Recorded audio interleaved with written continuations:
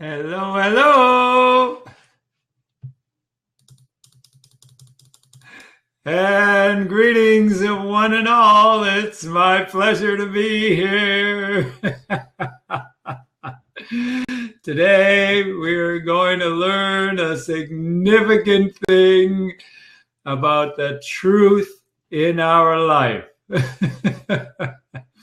So I look forward to sharing this secret that I learned and giving this interesting way that you can figure out whether something is true or not. And I am a true believer in find the truth, and the truth will set you free. Looks like we're having a hard time getting Robert on here. So I'll hold the fort, Robert, and we'll see if you can get on. My name is Stephen L. Whiteley, and I'm an ex-fighter pilot who transformed his own life from being a master of destruction to being a master of happiness and harmony. It's always my great pleasure to pass on all the good news to you about how you can not only solve your own problems, but transform your family's life from the complainers and the consumers into the passionate, purposeful paradise livers. This book, Happiness Works, get yours here, is available online, and it will give you all the secrets you need to know and all the tools that are important for you to really end unhappiness for good in your life, just like I have for the past 7.5+ years.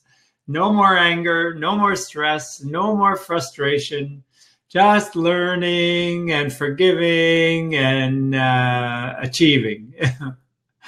Okay, we got seem to have a small problem with our good friend Robert McRae getting online, and that's okay. I can hold the fort if that's what's required. Oh, there he is! Just remember how you did that. Excellent. Just retrace your stress. We have to figure this one out, because this is amazing. For the last 3 days, I haven't been able just to jump on. And I have an iPhone. It's like and then I'm going from the computer to this. It's very bizarre. And I'm kicking off myself, and sometimes, like I did before, it kicked me right off and it started recording. Wow, that was really odd. I saw you trying to come on, and then I looked up again, and it said the recording is available. That was a quick part of the ultimate test for happy truth. Yeah, exactly. I got the truth. I'm gone now.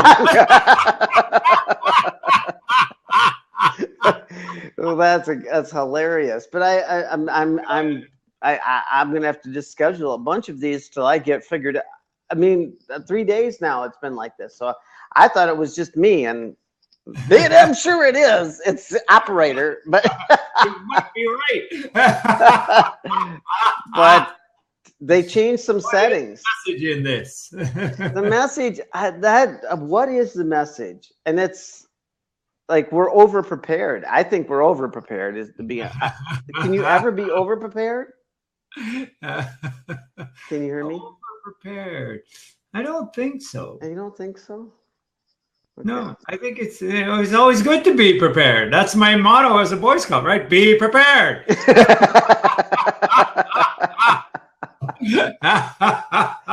Well, this one ran a little.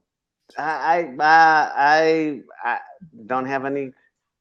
So anyway, that's what we're here for today. We're talking about the ultimate test for happy truth. So, yes. And my take on that, Stephen, is you've got to give me a little more description than that.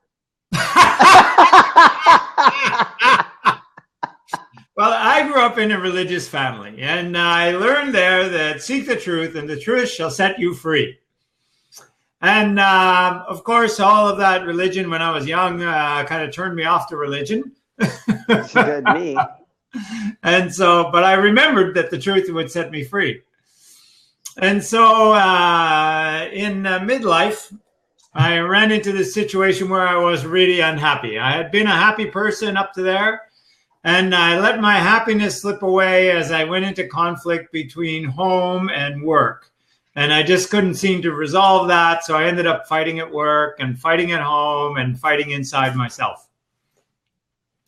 And so one day back in 2001, I set off to go to work and just left another fight at home.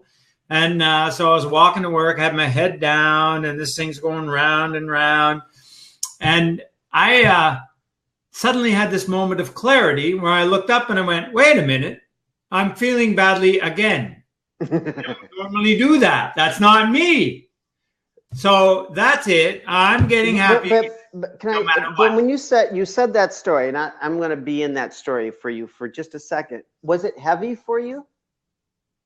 Was it what for me? Heavy. Did it weigh heavy? Oh my God! Yeah. So that's a distinction. It's like, was it heavy in your throat? Was it heavy in a part of your body that was just? It's sort of. I found it heavy, like in my torso. See, that's different. See, I find it heavy in my throat. Oh, interesting. Yeah. So very good. Okay. Yeah. I just wanted to. There's a difference when heaviness, when you go through a fight like that or an argument, where does that heaviness really reside? Yeah. So for me, it starts in my head. Yep. And then it goes down into my torso. For me, it's my throat. Then my throat. Then I get a heavy heart or something like that. Yes. I'd like the distinction that you could figure out where that heaviness was. Yes. Well, I hadn't really thought about it, but when you mentioned it, it was easy to connect to. Yeah. Cool. Thanks for. Yeah. So I realized that this unhappiness was not me. And so I decided then and there that I was getting happy again, no matter what. So most people, when they get to the end of the rope, they change their environment, go to new people, new places, new work. But not me. I decided to change me. And change me I have. And boy, has that made a huge difference in me and around me. So having reached that now for the past 7.5+ years, I'm now healthy, I'm productive, like triply productive over what I was before, which wasn't bad then, but now triply so. And fit, like you read about, and everything is just working better and better and better for me. And it's so much fun to help other people transform their pain into their paradise. I was doing that this morning with one of my coaching clients, and what a difference it's making in her life. And I just love connecting with people to do that with them. Well, cool. You know, and how is the distinctions for someone to feel that in them when there's something untruth? Yeah, so when we're living untruth, what we're doing is descending down into the pit of negativity. So, like when I first started out looking for truth, mm-hmm. then very soon I got to the question going, hey, how do I know if something is true? And what I thought at that time was that there were two kinds of truth. There was personal truth and universal truth. And the only way I could figure out then was, everybody is giving you their personal truth all the time. All the time. It's not really all that useful unless they're really free. isn't that the truth? Ah, Because that becomes heavy. yes. But then, how do you find out if something is universal truth? And the best way I could figure out was to ask enough people over time so that you get a reasonable cross section, and maybe at some point you could conclude that it was reasonably confident that it was true. Because, of course, you can never ask everybody, because you just get to one end of the world and there'd be new people being born at the other end.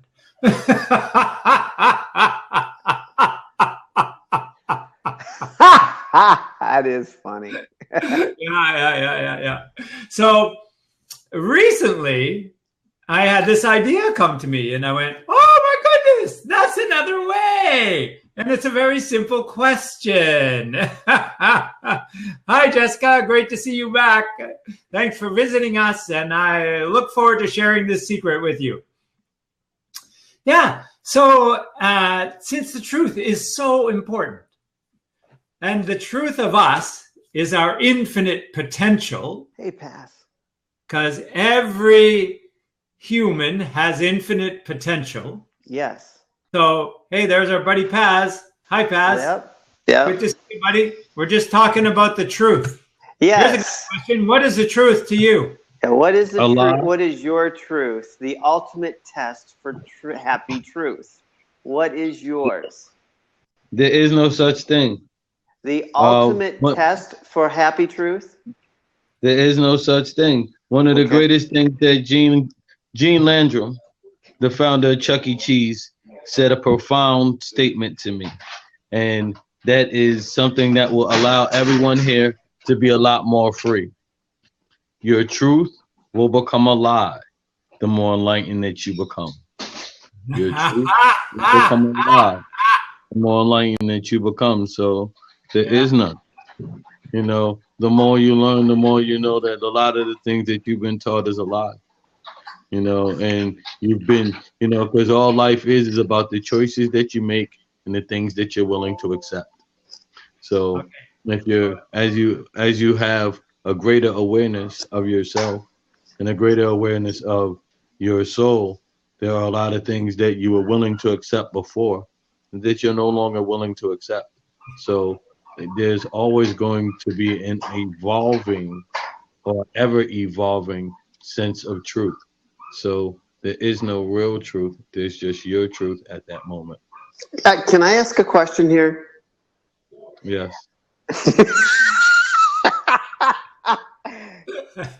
When you're in the moment in a conversation with somebody and you have the context is this information that I'm receiving truthful and useful for me to use? Would that be something of a gauge if it weighed heavy, some part of your body, some way of being inside of yourself, that the receiver feeling heavy, would that resonate as an untruth? I hear your statement, but in the moment when you're having a conversation with somebody, can you actually have that distinction? Yes, very simply. I tell them it may be true for you. But what about you? The receiver knows if it is or isn't. I mean, if you're, yeah. I mean, but I like my great friend Stephen, spend more time not as the receiver, but more as the observer. So I'm actually watching the truth go by, you know. So a lot of times I'm just sitting back and sitting next to God in a state of laughter. You know? Okay. Most of this is just one big joke. We do. I truly acknowledge the joke. And understanding that life is one big joke, and most of the time you're either part of the joke or laughing at it. You know, you have to actually spend more time enjoying it. So your truth will evolve more in time, so you can enjoy more of the joke. Yes, I can get that. I can get where you're going with that. And So it is true. I hear what you're saying, and I understand that perspective, and I'm going to offer a different perspective. Okay. So, what I have discovered is that if you ask this question, you can tell if something is aligned with truth or not aligned with truth.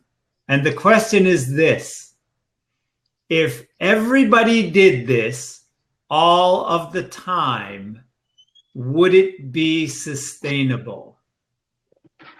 So if you think of that and you think of hate, if everybody hated all of the time, would it be sustainable? I don't think so. But if you flip that around and you test love, if everybody loved all of the time, would it be sustainable? Well, love is lighter to me. I guess, is it sustainable? Love is sustainable. But where, in the context of what we're saying here, hate is just a heavy feeling. Yes, that's right. Okay. Now, it's not a light feeling. It's not lifting it up to happiness. It has nothing to do with resonating as a happy feeling, a fulfilling, joyful life. It's the hate part. We've had a couple of world wars, Vietnam. There's a lot of hate. There's a lot of hate. Okay. So hate's still an energy. Hate is an idea and an energy. Yes. So, but there's no truth in hate, because, in my opinion, I disagree. Unfortunately, it's someone's truth. It may not be your truth, but it's someone's truth. The way I actually see truth is it's the feeling that you get that affects your insight. Feeling that you get that affects your insight. Not your eyesight, but your insight, because your insight is which is actually going to shape your world. Yeah. You know, you can actually feel hate, and that hate become your truth. Yes, you can. But this can become a person's truth, but it will not be a universal truth. That's true. But what really is? That's my point. So anything can be a personal truth. But in order to know whether it's a universal truth or not, that's the test that I use. Because if it's a universal truth, in my opinion, it would set everybody free. And so if it's just a personal truth, then it might set you free, or it might imprison you more. Because if it's a downward movement, then you get heavier, more constricted, and more limited. Whereas if it's an upward movement, then you are getting more lighter and more choiceful and more joyous. So I think that the universal truth is the truth that sets us free, not the personal truth. And taking the universal truth on as a personal truth then becomes freedom. So you're saying I have to have some sort of distinction between personal and universal. Yeah, I do believe that. Absolutely. Because every one of us has all kinds of personal truths. Oh, yeah, we all do. But they're not all universally true.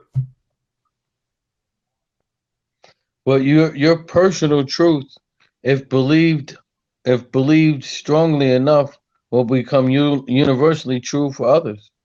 Even if your personal truth is hate, Look at what happened in things like World War II. Yeah, I You get know, that. so I think I see I get I'm more into the personal truth than the universal truth because I think personal truth is what shapes your world. You know, we can all there are many universal laws that go up and down, you know, back and forth, Yeah. and we have all those laws, but we get to choose personally which ones apply to us. Like I don't believe in the law of opposites because there's no opposite to great in my mind. So I'm focused on greatness. I don't see bad. So we get to reshape from our insight our personal truth. And that personal truth is what shapes how we deal with the universe because we're all connected. See, we're all connected, but our personal truth is what's more divine because our personal truth is what's going to shape how we interact with each other, even if your personal truth is buried in hate. You know, because Yeah, I know. it's I agree with you totally that that's true. But what I'm saying is when you take on what is universally true, then you, as a person, become more free. Whereas you take on as a personal truth one of these more limiting constructs, then you, as a person, become more imprisoned internally. but when you go through like someone like Hitler, he was free.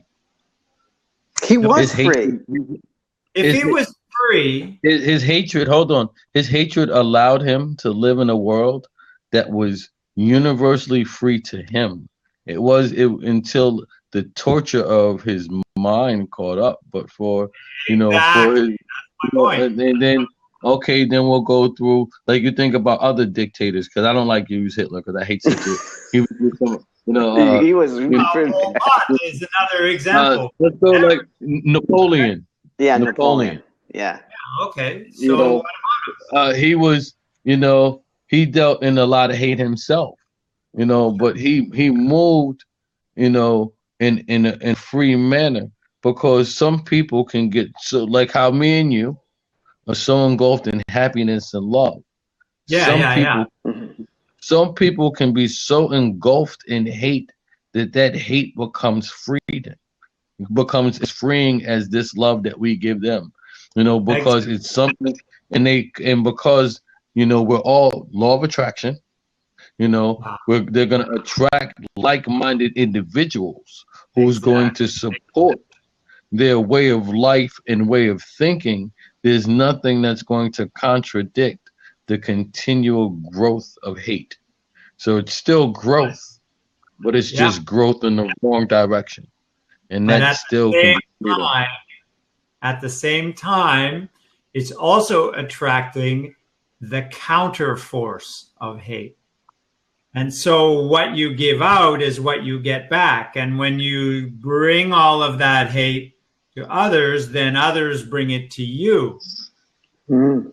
So in the end, while you may have freedom for a time, you will not for all time. Because you doing that brings others giving it back to you. Whereas when you give love and others give it back to you, life is grand.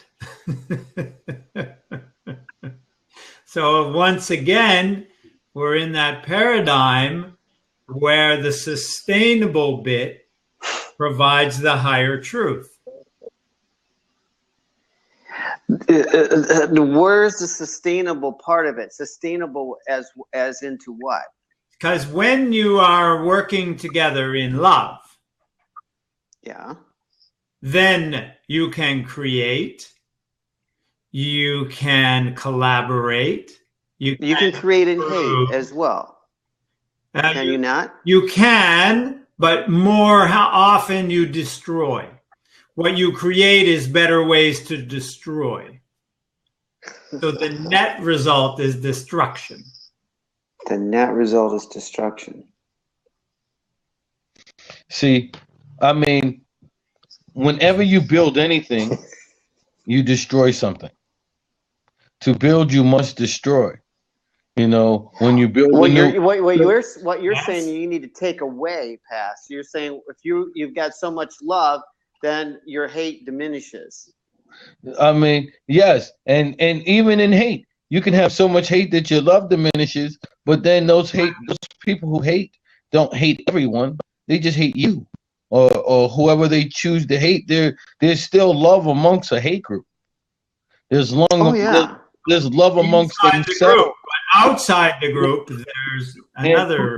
And in that hate, you know, it builds a camaraderie. So your hate for that group sometimes is fueling the love within that group. So it's still just as freeing, because the end result, most of them, is what we see is always going to be death. But they actually embrace death, you know, in a whole new way, and most times as something that's unifying to the hate group. So I mean, as we study happiness and love, I also study hate. So because you need to know the opposite. You know, Of course. if there is truly one, you know, I don't think it's truly an opposite. I think that it's a choice that those who make a decision. Would say, yeah, make a decision to say I don't care, or make a decision I hate you. That's all a choice. Yes, and in those choices, you create your Is own. it? You create a truth, and that truth Ah, may be freeing to you, but it may be binding to others.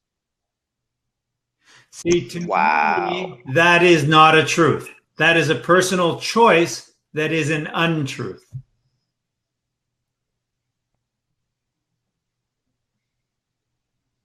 It's very quiet out there. Get it?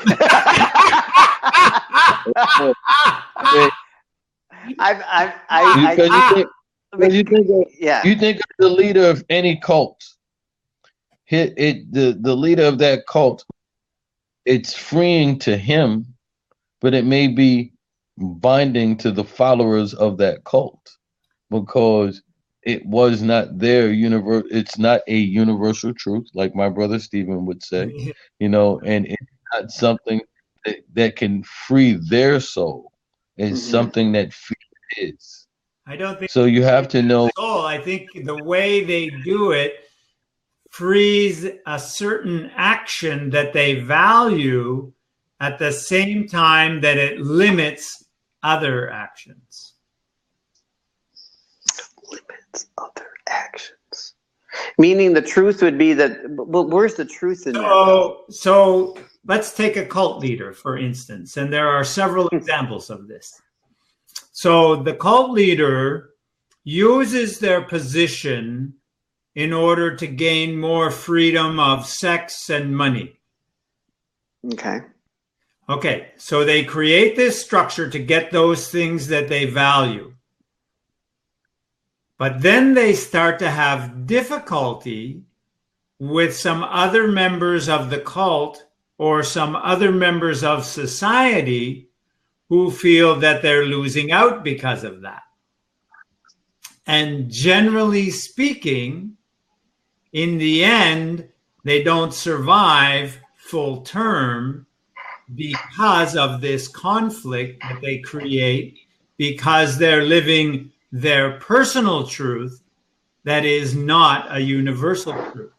It's the idea of karma.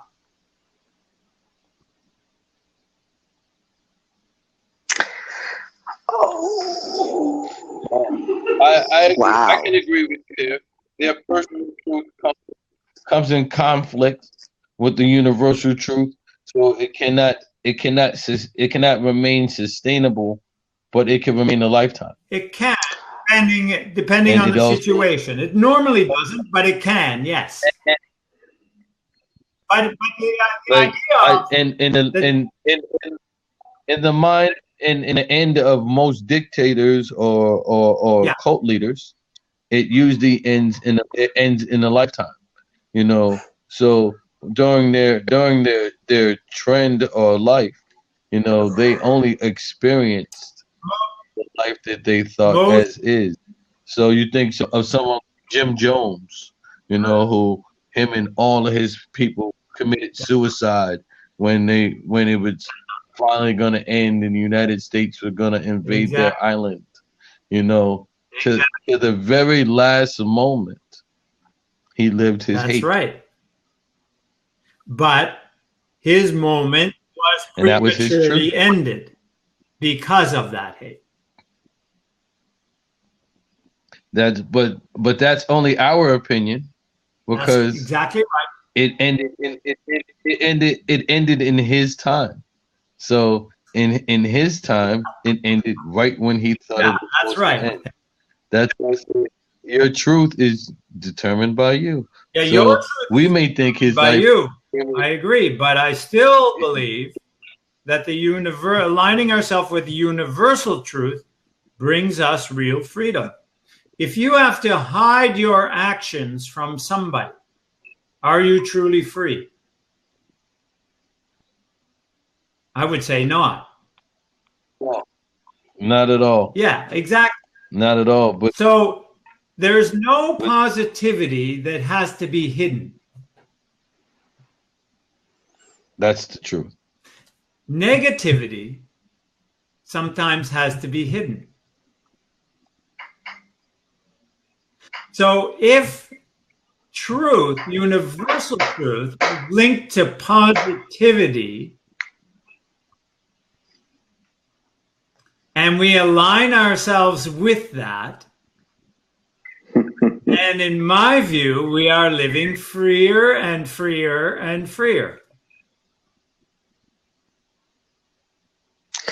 Well, I believe we are living freer as a world, but And as a person. okay. And as a person. So if you think about it, you are positive about yourself. I can and I am. Mm-hmm. Then are you more free than I can't and I'm not? Yes. That then. Okay, so that's the difference between the positive and the negative. What are you saying, Pass? Someone who's in hate they're not thinking I can't and I'm not. I'm not. They're thinking I can and I will do this. So it's still, it's still. I'm not saying that everything goes one way. What I'm saying is, if we align ourselves with universal truth, and I'm not saying that's easy, but when we do, we become free. I agree with you. I agree that, I agree that it's all freedom, Mm-hmm. but I agree that it feels better to love. Yes. But someone who's so engulfed in hate won't realize how unfree they are, because when you say that their life ended prematurely, it still ended, and it ended on their terms. No, you're right. So that's freedom. But that's freedom. Hate is conflict, right? Freedom. Hate is conflict. So when hate is definitely conflict. When we're conflicted either inside, I hate that thing, I hate that person, I hate that idea. We're conflicted inside, it's me against them. Then that is a stress on the system. And we know that stress causes disease. So that's another reason why it's untrue. Because disease is not the pinnacle of sustainment.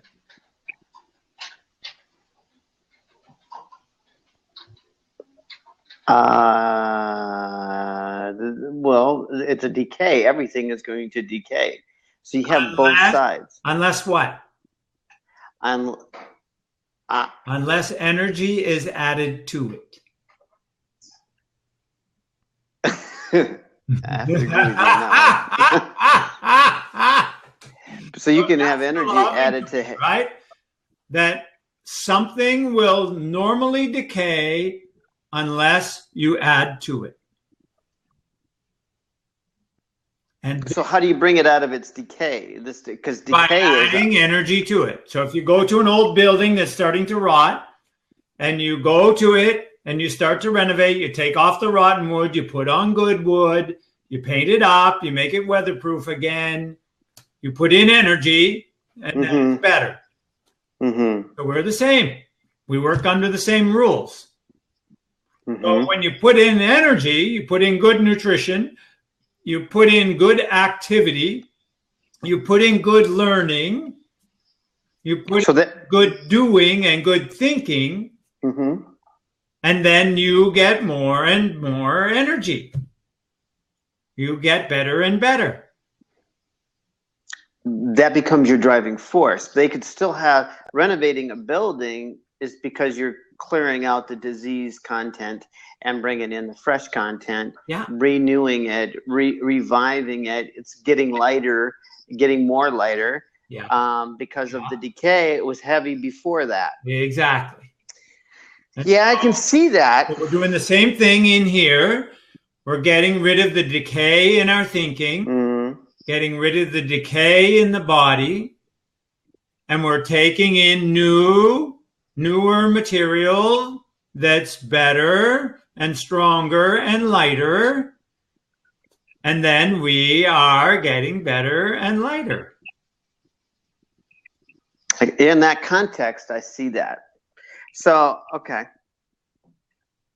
I mean, I can see your demonstration. Where does the lightness resonate in it? So each and every person would have a different lightness in their body if there was truth to be said. Yeah, and the more we let go of the universal untruth. Let go of the universal untruth. Like, is this true or this not? Can you muscle test it too, whether it's truth or not true? Absolutely, you can. Absolutely. So in my view, it's the negativity that is untrue and the positivity that is truth. For you. For me, yes. And I believe it's universal, but it's working for me. That's all I can tell is it's working for me and the people I work with. Okay. That's all I can tell. I can't do more than that. But I believe it's universal. Okay. So if we embrace the positivity and we live this positivity, which there's two ways to look at. One is to build positivity in my way of living. The other is to release negativity from my way of living. Then we start to be more and more and more free. And we produce more and we achieve more, we connect more, we are more. What is your take on that, Mr. Simpson? Pass? He's asleep. Yes. No, I'm not asleep. You see, I'm frozen. Yeah, you're see, alive I can't. now. You're alive. You're alive. There you go. I'm in head. You can't see. I'm frozen. That's true. I did not notice you were frozen when I asked the can question. see me. Very good. See, now you guys are frozen a little bit. There you go. I'm in. Woo, that's true. Okay. So, Pass, what's your version of that? Well, I think Stephen is always going to be a little bit smarter than me. I don't. You know, and no, my. Thank you, Pass. Yes.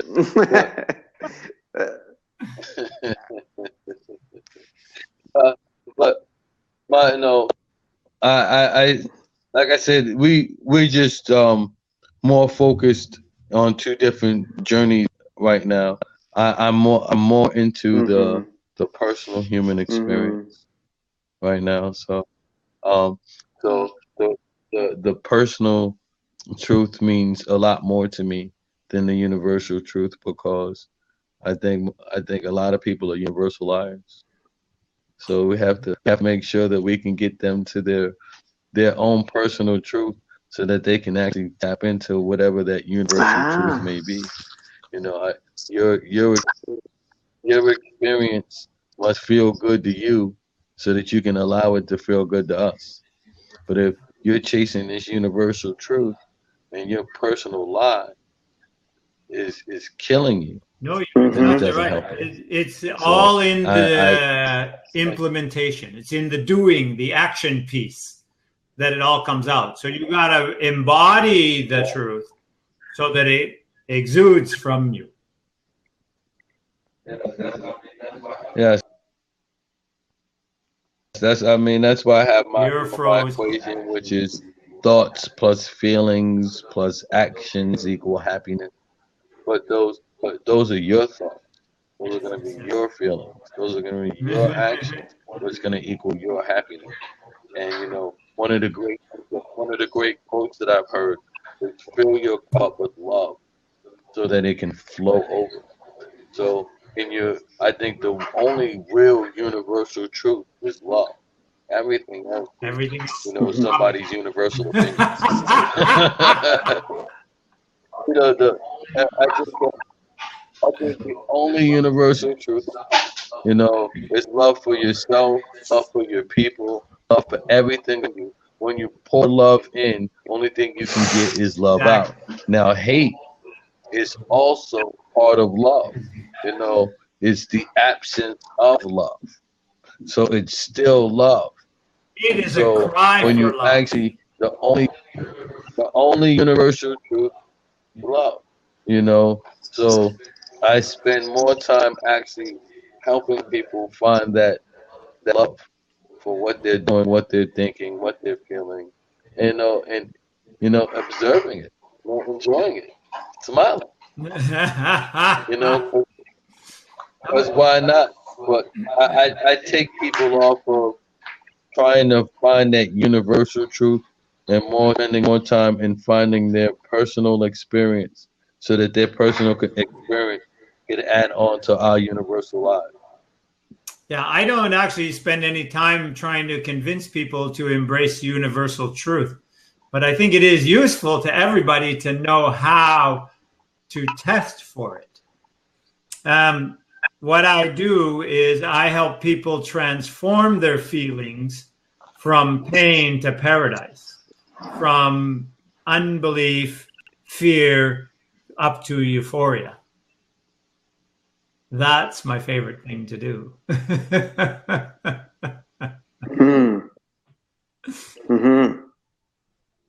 So the pain then becomes, there's truth in pain, but that is the truth heavy or light? So is it really? Feelings are messengers. So pain is a message. And the message of pain is do something different. But if you follow that specific piece of pain and you bring that pain up to its highest realization, then it will be some form of universal love, harmony, oneness. Well, there you go. That's true. Yes, yes, yes. Well, gentlemen, we've had a fantastic discussion here today. Yeah. Do you have anything else you want to add, Pass? Yeah. Get Steven's book. He's smarter than me. And once you're done, get mine. There you go, boys and girls. then once you fill your brain with some good old food, come back and laugh. Yeah, exactly. Let's do the big 365. That's great. I don't think I can take as deep as Steve. That was no, like I'm just not that deep. You don't have to be that deep. That's all right. The message, it was just it's a distinction and a feeling, and our feeling is energy. And so if we can vibrate at a certain level of energy, that's what it was about. And we had a topic here that was finding the truth, whether it's heavy or light, whether it's true or not true. It was the topic. Thank you, Pass. Oh, we gotta have fun. I mean, if we're not having fun, then we're miserable. So we had to go there. It's really great. And tomorrow we're going to talk about the value of happiness. So it's going to be great fun, and I hope to see everybody back tomorrow. Shall we laugh our way out there, gentlemen? Yes, sir.